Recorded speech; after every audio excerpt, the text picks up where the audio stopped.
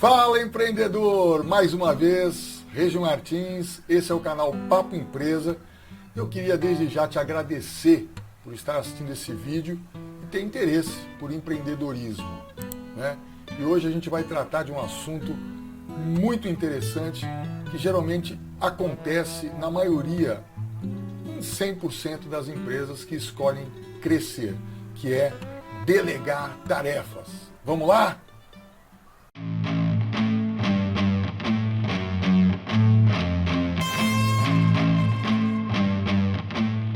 Bem, você fez tudo certo, investiu bem seu dinheiro, sua empresa cresceu e você não consegue mais fazer todas as tarefas sozinho. É chegada a hora de delegar. Delegar funções, delegar departamentos, delegar tarefas para terceiros, para pessoas que vão trabalhar do teu lado, mas vão ter a incumbência de fazer aquilo que você fazia antes. E aí, será que elas vão fazer tão bem quanto você fazia? Eu gosto sempre de dar exemplos de tudo que eu falo, porque o exemplo faz a pessoa pensar, raciocinar, e é uma forma lógica de você compreender aquilo que eu coloco aqui.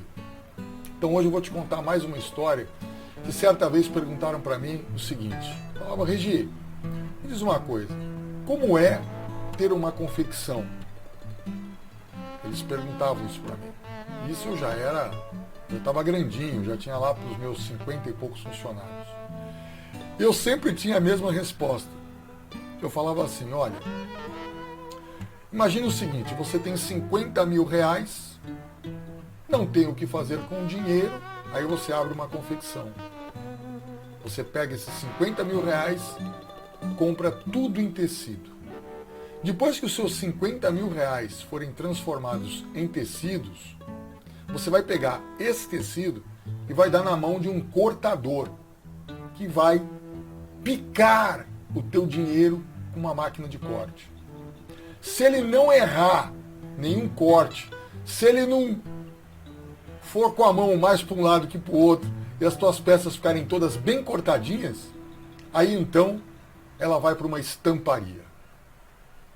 Se essa estamparia também não errar, não melecar as tuas peças todas de tinta, borrar tudo, você então vai para a costura. Colhe todos aqueles pedaços de tecido estampados, organiza tudo novamente e leva para a costura. E aí, na costura, se nenhuma costureira costurar tudo torto, se nenhuma costureira colocar o bolso mais para lá do que para cá, se nenhuma costureira deixar de respeitar os gabaritos, as tuas peças então saem da costura e vão para a passadoria. E aí, na passadoria, com aqueles ferros a 200 graus, se nenhuma passadeira esquecer o ferro em cima das suas peças, o seu dinheiro então, que era dinheiro, virou tecido, virou pedaços de tecido, depois foi estampar, depois costurou, depois passou, embalou. O teu dinheiro vai ser entregue a um cliente e você vai rezar durante 90 dias para que ele te pague. Então veja quantas pessoas, quantas tarefas eu deleguei. No início da minha jornada, tudo isso que eu falei para vocês aqui agora, era eu que fazia, né? Eu comprava o tecido, eu cortava, eu estampava, eu costurava, eu passava, eu embalava, eu ia entregar para o cliente. Depois não. Tudo isso foi sendo delegado aos poucos. Primeiro um cortador, depois a costura que eu mandava fora eu coloquei dentro da fábrica. A revisão que eu também mandava fazer fora, comecei a fazer tudo dentro da fábrica, verticalizei tudo e fiquei com todas as etapas dentro da empresa e tudo foi delegado. Então veja o risco que o seu dinheiro corre na mão de terceiros. Primeiro um cortador, depois um estampador, depois a costureira, depois uma passadeira. Em qualquer negócio, independente do setor, delegou, tem risco. Então precisa saber delegar. Para quem você vai delegar? A pessoa que vai fazer aquele serviço que antes era você que fazia, sabe realmente fazer? Você tem certeza disso? Porque veja bem, um funcionário E aqui eu quero fazer uma ressalva para grandes funcionários que existem no mercado brasileiro. Eu tive muitos.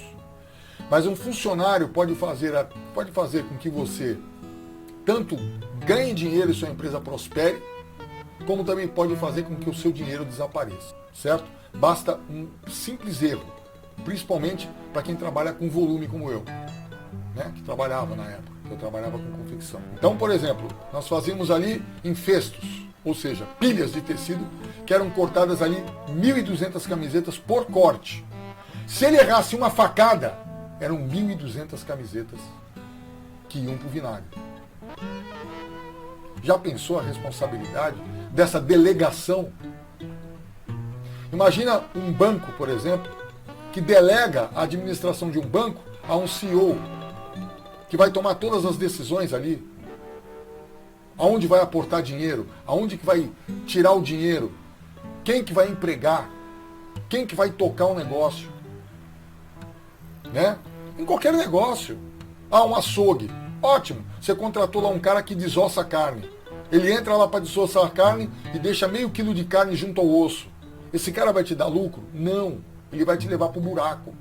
Por quê? Porque é uma despesa que você não enxerga, ela é invisível. Numa confecção, quando você olha todo aquele retalho no chão, que à medida que ele vai cortando, aquilo vai caindo no chão, os retalhos, aquilo é teu dinheiro que está ali.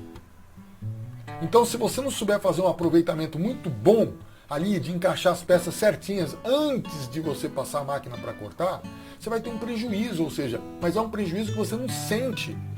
Quando você acordar, talvez o rombo já esteja enorme e você não dê conta para tapar esse rombo. Então, delegação de tarefas é uma coisa muito, muito, muito séria. Você precisa tomar muito cuidado. E nesse momento, você vai começar a ter que lidar com experiências.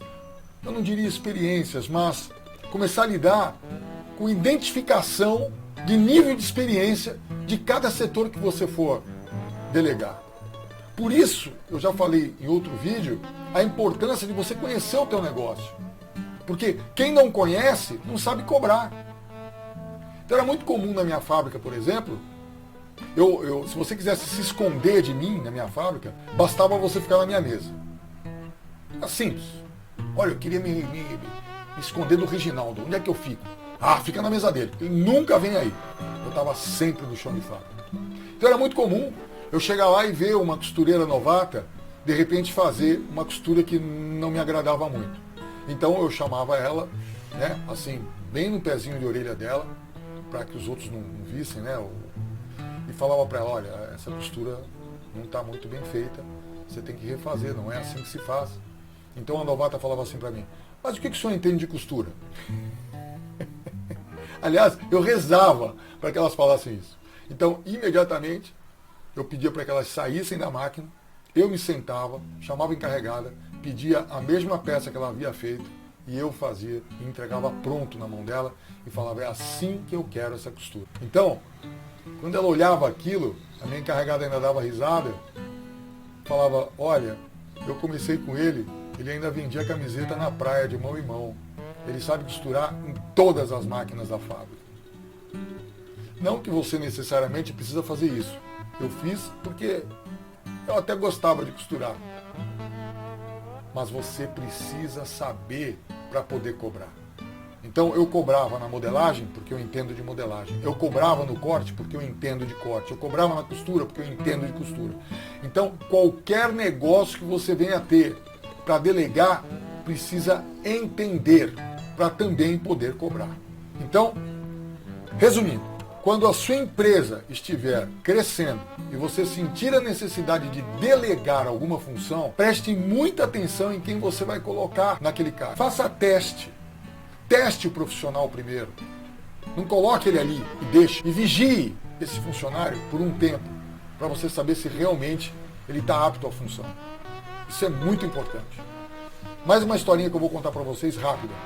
Lá no setor de cortes da minha empresa, nós tínhamos ali, quando a gente já estava aí por volta de 100 e poucos funcionários, só no setor de corte tinha uns 10 funcionários ali, só cortando roupa o dia inteiro. E eu tinha um trato com os meninos lá, gostava muito de cada um deles, era como se fosse 10 filhos ali. E nós tínhamos um trato. Toda vez que nós contratávamos um auxiliar, só aquele auxiliar carregava o saco. Só.